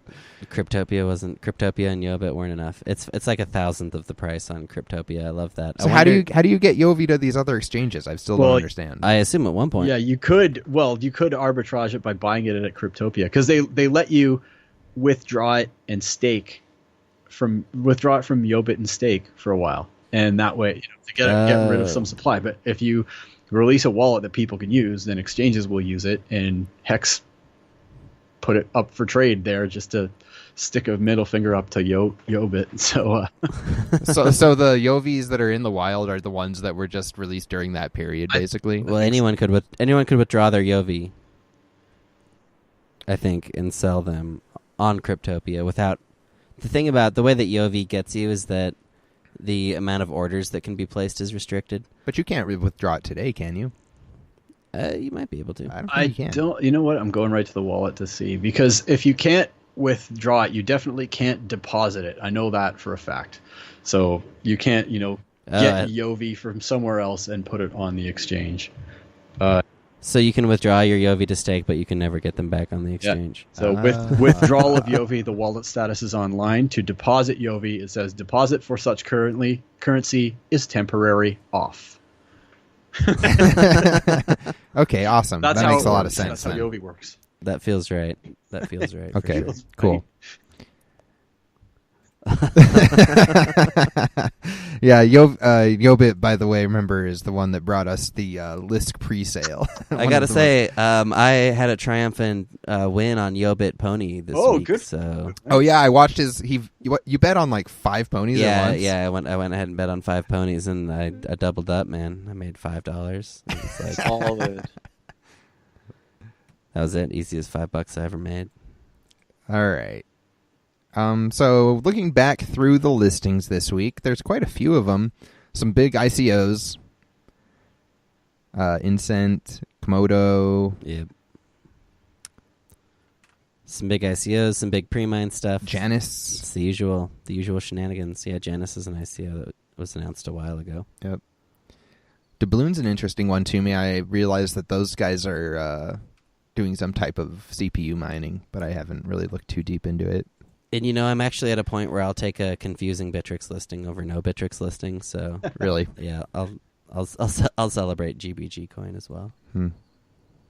Yeah, nothing really stood out to me on this. Actually, the Crypto World X coin I think it's like a Yobit related coin somehow, but they're purporting to have cryptocurrency backed secure email and like Yobit related coin alerts and something else. I think coin development that you can buy. I see the Crypto World X guy in their troll box all the time, so I have to assume that he's. I don't want to say in cahoots, but he's in the orbit of Yobit, and he. Nice. Okay, he's involved. Yeah, he's involved, and it's like I actually sent some Bitcoin to their website to like, not escrowed or anything, but I got my Crypto World X tokens and started staking them right away, so that worked. Hey, yeah. Right on. I successfully transferred a coin that had like one wallet connection on Yobit to a coin that had like one wallet connection on Cryptopia, and I felt pretty proud of myself. Keeping it alive. I did it. Putting a transaction fee Exactly. on that ghost town network. Exactly. I transferred a coin successfully. It felt good. All right, that is going to do it for the listings this week. Now we are going to bring it to the fifth and final Wolong Awards section. That's right. It's been a long journey. We've had some fantastic winners. Yeah. Some excellent coins have trickled through. We want to thank everybody who voted. We got a ton of votes in, so that was cool. Yeah, it's great. We're pretty happy about that. I feel like it really, even with things like IOC, even if, there's always inherent flaws with they want anonymous voting. Square, yeah, but people voted for these different coins, and so it's happy to see the results. Yeah, absolutely cool. Alrighty, so section number 5, the category was the most innovative tech. Yes. The nominees on this one, we had Zcash, Byteball, Vcash, Zcoin, Steam, Ardor, and Augur. All right. It's a lot of innovative tech, man. I really like that list. Yep. Now that I look at it. And the winner for the most innovative tech Wolong 2016 is Zcash. Oh man, Zcash. That was 30% of the vote. So Big winner. people pretty much agree that is the most innovative tech and the biggest dump of the year. Yeah. Incredible. If you're going to win any two categories, you want it to be most innovative tech and largest dump of the year. People love those That's great. ZK snarks, but they do not want to pay for them. Right. Yeah. Exactly. Or they're willing to just continually pay for them. Yeah. And then runners-up, we had Byteball with 17% and Vcash with 17%. That's another idiosyncratic coin that was on the list for biggest dump as well, and is also sitting on the list for most innovative tech. It's a double-edged sword in crypto. It's incredible. Yep. People like to often associate the two with tech and price, but it doesn't look like it's always that way. Nope, you can. There's more to it. There's a little bit more to it than that. Yep. But I got to say, big congratulations there, Zcash, the winner of the Wolong Award for most innovative tech. Pretty cool. Next up, this is the final award. This is our favorite award, so we put it last. Yeah. It's the best new coin of the year. Right, because we love new coins. And what were the nominees here, Brando? Nominees here on the best new coin are Zcash, Waves, Augur, Steam, Minium, Lisk, Pascal, and Zcoin. All right. It's a pretty sweet list of coins, man. It's easy to say that new coins are sucking, but that's a pretty cool list of coins. Yeah. Gotta say. The winner this year, best new coin of the year, goes to Pascal Coin. Pascal, you rascal! Pascal the Rascal, yeah. Pascal the Rascal. Surprised everybody. It's funny, this actually was winning in this category. We started the voting long before it even hit Poloniex. Yeah, and they, for some reason, people just liked this coin as a new coin. Yep, damn straight. I gotta say, Pascal is a great coin, I think, for all of us here at Chain Dynamics, so we're very happy about what went on there, and we're happy to see it here at number 1. I wonder, it's got me wondering if people saw it on the voting list and thought, oh, I wonder what's up with this Pascal coin. Maybe I'll check it out on Cryptopia. Maybe buy a few. I wonder if you made... Yeah, 500 Satoshi. Yeah, I wonder if you made anyone rich. I'd like to think so, just to glorify ourselves, but who knows, It's probable that if you're in this deep, if you're out there, just send us some of that rich money. Yeah, exactly. If you got rich because we talked about Pascal Coin, by all means, we accept donations. But then the runners-up are pretty nice, too. We got Zcash with 27.4% and Waves with 13.2%. Poor Waves. Just always on the cusp. Yeah. Never quite there. Always a bridesmaid, never a bride. People say, why isn't Waves on Poloniex? Well, not quite there. Just isn't gotten there.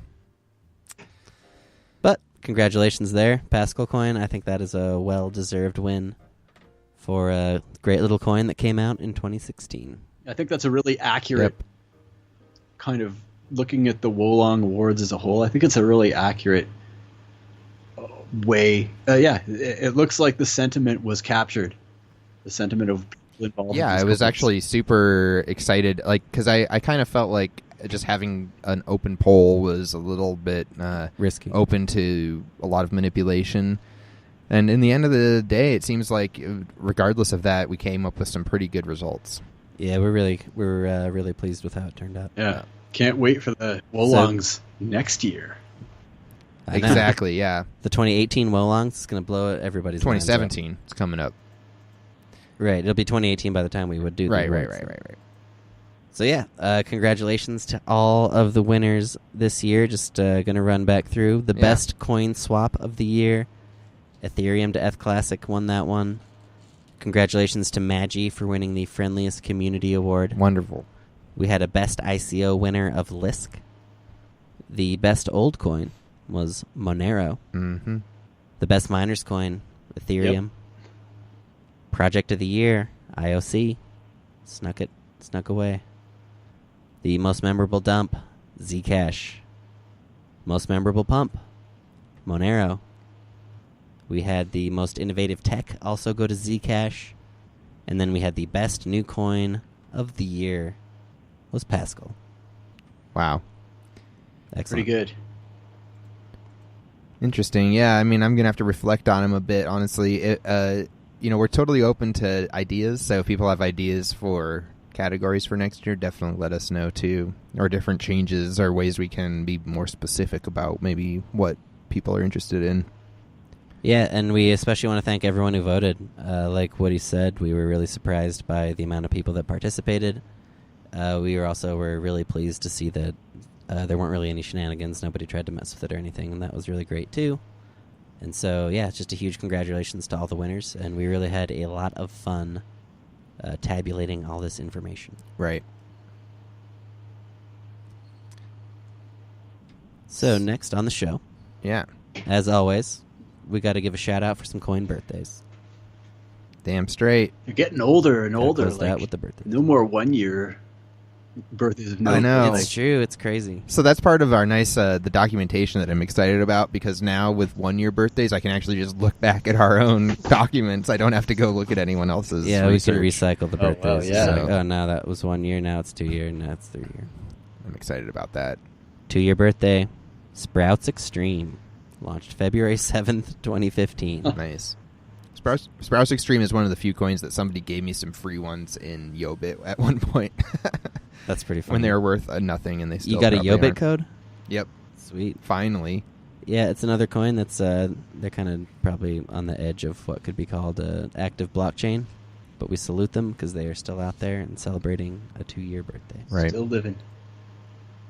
February 7th, 2015 on that one. On our 3 years birthday list, a couple of great 3 year birthdays this week. First up, we got Rycoin. Or Recoin? Rycoin? Yep, that's the one. Came out February 11th, 2014. And we also have MintCoin that came out February 6th, 2014. One thing to note is Recoin is just recently hit its all-time high USD valuation. So that's probably just being tied to Bitcoin, but that's still of note. It's on Polo. Yeah, and this was a random coin we looked at once, and I think it's some type of research coin or something like that. I can't remember exactly. I have not the first idea what Recoin is about, to be honest. Seems like a Poloniex coin. That's the best thing it has going for it. It's great. So happy birthday. 3 years, birthday. man. 3 years. And then Mintcoin's been delisted from most places. Yep. But not everywhere. Where are they at Topia? I don't know. MintCoin. But they are alive. MintCoin had a 3 year birthday. Came out February 6, 2014. This is a hugely influential coin, man. MintCoin was one of the first short proof of work into proof of stake coins. They kind of came up with it. Then Blackcoin turned it up to 11 and they ran with the premise. Right. That was pretty much exactly correct. But MintCoin, got to give them a shout out. They also were the coin that MintPal was built to trade. Although never officially. Never acknowledged, but it was the first coin they ever traded. So you're like, MintPal, MintCoin. That was one that I mined early and sold for 1 Satoshi. And my favorite favorite MintCoin moment in the IRC when they're doing those types of giveaways when those were really popular somebody had everyone guess a number, and the closest person was going to get a certain amount or a different amount, and I guessed like one number away from the actual number, and they sent me the bigger amount instead. No. Yep. Mint coin jackpot? Yeah, Sweet. I hit the mint coin. But that pretty much does it for coin birthdays this week. There's actually a lot of coins that came out around this time of year, especially in 2014. But a lot of them just aren't even around as much as Raicoin or mint coin. So yeah, 2014 is getting to be quite a ways in the past at this point. Even a lot of coins that maybe were around a year ago are now no longer with us. Yeah, so something sticking around that long is definitely significant. Yeah, absolutely. So yeah, that does it for the birthdays. Happy birthdays to Sprouts Extreme, Recoin, and Mint Coin. And that is going to wrap it up for us here. Show number 50 at Blockchain Dynamics. We got to give a huge thanks to Mr. Not So Fast for once again joining us. Oh, it's a pleasure and an honor. And honestly, like at this point, you guys deserve a little bit of a hand yourself. Like 50 episodes of this, and it's getting better all the time. And a lot of people are really, really into the depths to which you dig. So congratulations, Woody and Brandon, for being awesome. Oh, thanks, man. Really Thanks, appreciate man. it. Honestly, we couldn't have expected, what has happened. So we're really excited that people are as into altcoins as we are, and we kind of want to keep making it better. Yeah, we're just trying to do like some, it's like street level view of altcoins, like what it's like in the trenches when you're looking at these ridiculous coins and trying to trade them and just interact with this scene. So it's been really fun. We really appreciate everyone that we have been able to work with this year. Got to give a huge shout out to the folks over at cryptopia.co.nz. Definitely. It's been a great year for us. It's been a great year for them. If you haven't checked out Cryptopia in the last year, then I don't know. It's about time. Yeah, it's probably time because shit's going down. And this was, of course, Error by Trial Radio, blockchaindynamics.net. We gave you the Wolong Awards, Boom. episode 50, Not So Fast, the things from Grammatic, the remix is Symbiotic. I don't know what else to tell you. We'll see you next week with some way heavier bags. Blockchain Dynamics. Bye-bye. Peace.